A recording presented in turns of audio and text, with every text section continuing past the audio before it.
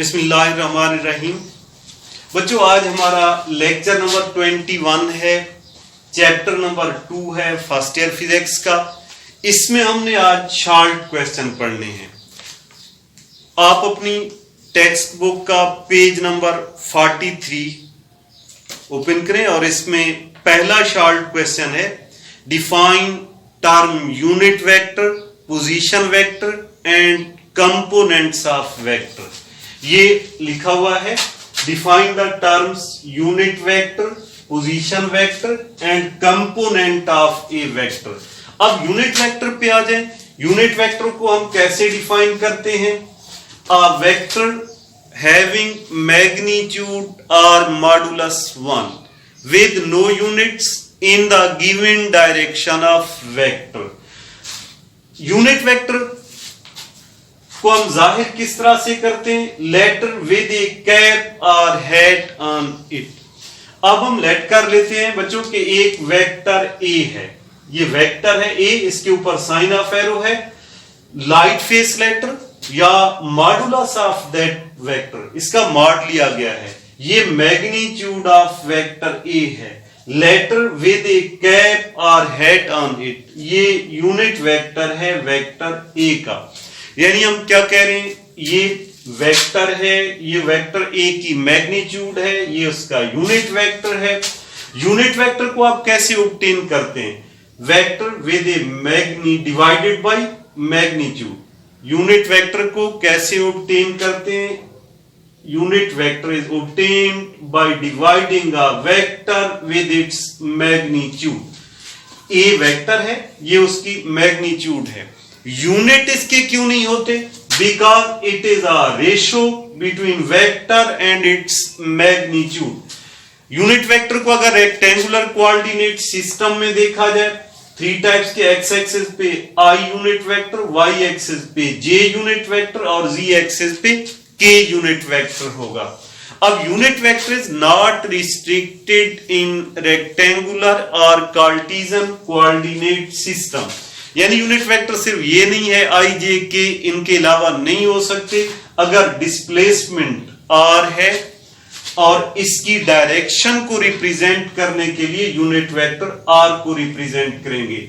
अगर सरफेस है, इसके ऊपर नॉर्मल ड्रा करें, normal drawn will give the direction of plane of the surface.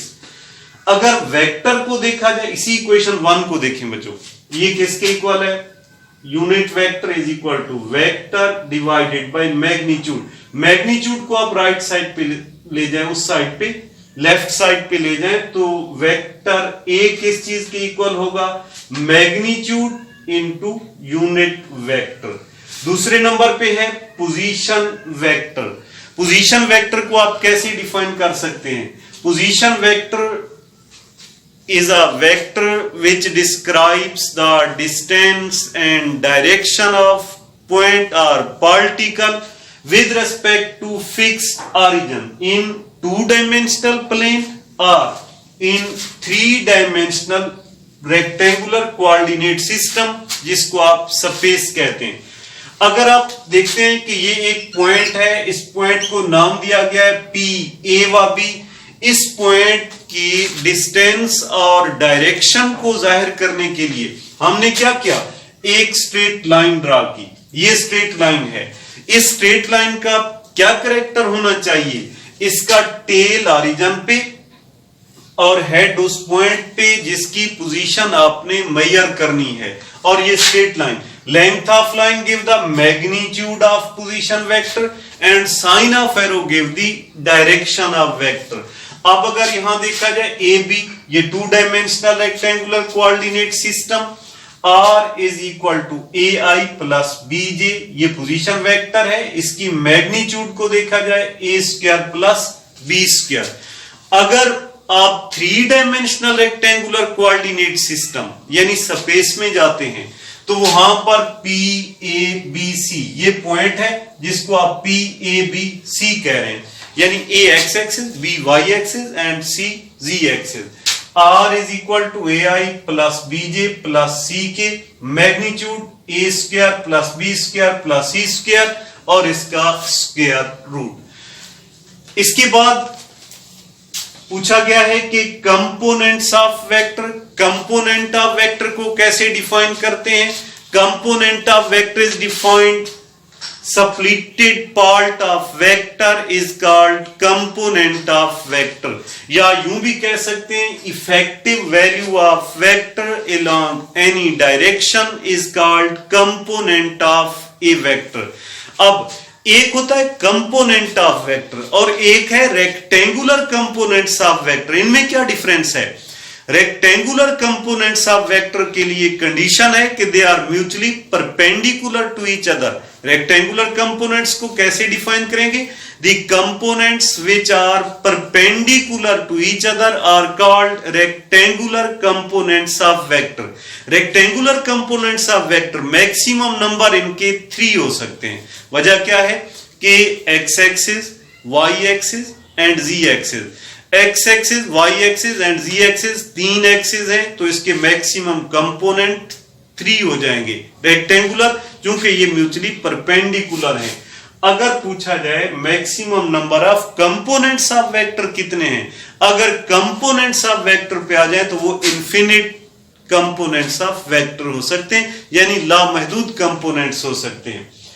इसके बाद सेकंड शॉर्ट क्वेश्चन है बच्चों, कह रहे हैं vector sum of 3 vectors gives a zero resultant, what can be the orientation of these vector. 3 vectors हैं, उनको जमा किया गया, उनका वेक्टरी मजमुआ 0 आ गया, उसकी मैग्नीट्यूड 0 आ गई। तो इसमें पॉसिबल ओरिएंटेशन क्या है? आप लोगों ने हेड टू टेल रूल पढ़ा हुआ है। अगर वेक्टर्स को हेड टू टेल रूल के मुताबिक जमा करें, अब जिस तरह बच्चों मैं इसको रिपीट कर रहा हूं, ये एक वेक्टर ए है, वेक्टर ए, ये सेकंड वेक्टर है, इसको मैं वेक्टर बी का नाम दे रहा हूं, और ये वेक्टर सी है। आप देख रहे हैं इनको किस तरह से हेड टू टेल रूल के मुताबिक जमा किया। इस तरह से जमा किया गया, पहले वेक्टर का हेड, सेकंड वेक्टर की टेल, फिर बी फर्स्ट वेक्टर हो जाएगा और सी सेकंड। बी का हेड है और सी की टेल। ये इस तरह से जमा हूं कि लास्ट वेक्टर का हेड फर्स्ट वेक्टर की टेल से आके कोइंसाइड करे, then it will make a close chain, ये क्लोज पाथ बन जाएगा और इनका रिजल्टेंट नल वेक्टर होगा। आर इज इक्वल टू फिर A plus B plus C, that is equal to null vector. अगर मैग्नीट्यूड को देखा जाए तो वो 0 होगी, नल वेक्टर की मैग्नीट्यूड 0, यानी वेक्टर को आप हेड टू टेल रूल के मुताबिक जमा करें, इस तरह से जमा करें कि लास्ट वेक्टर का हेड फर्स्ट वेक्टर की टेल से जाके कंबाइन करे, कोइंसाइड करे, then they will give 0 resultant.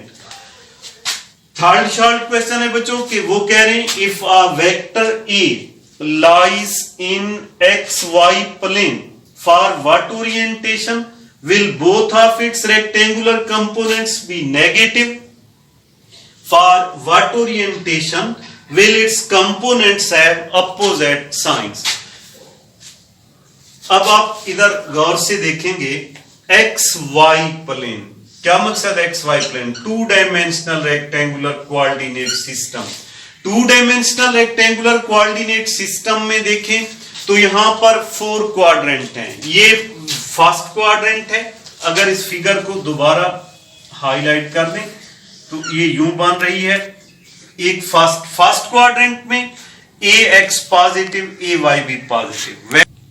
अब सेकंड क्वाड्रेंट पे आ जाए, सेकंड क्वाड्रेंट में ए एक्स, वेक्टर ए का एक्स कंपोनेंट नेगेटिव और y कंपोनेंट पॉजिटिव।